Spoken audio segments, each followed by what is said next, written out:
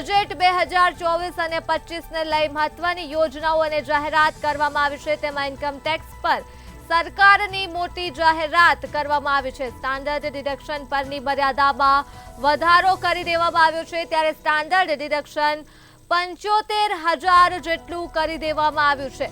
તો કર્મચારીઓને મોટી રાહત મળી છે બજેટ 2024 અને 25માં।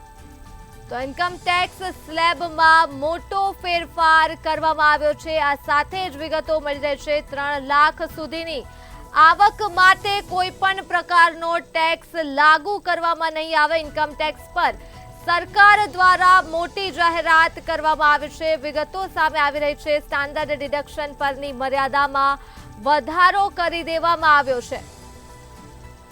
તો આ સાથે જ ઇન્કમ ટેક્સ સ્લેબમાં મોટો ફેરફાર કરવામાં આવ્યો છે। આ વખતે બજેટ 2024 અને 25માં 3 લાખ સુધીની આવક માટે કોઈ પણ પ્રકારનો ટેક્સ લાગુ કરવામાં નહીં આવે। ઇન્કમ ટેક્સ પર સરકારની મોટી જાહેરાત કરવામાં આવી છે। સ્ટાન્ડર્ડ ડિડક્શન પરની મર્યાદામાં પણ વધારો કરવામાં આવ્યો છે। વિગતો સામે આવી રહી છે। બજેટ 2024 અને 25ને લઈ ઇન્કમ ટેક્સ સ્લેબમાં પણ મોટો ફેરફાર કરવામાં આવ્યો છે, ત્યારે 3 લાખ સુધીની આવક માટે કોઈ પણ ટેક્સ નહીં ભરવો પડે।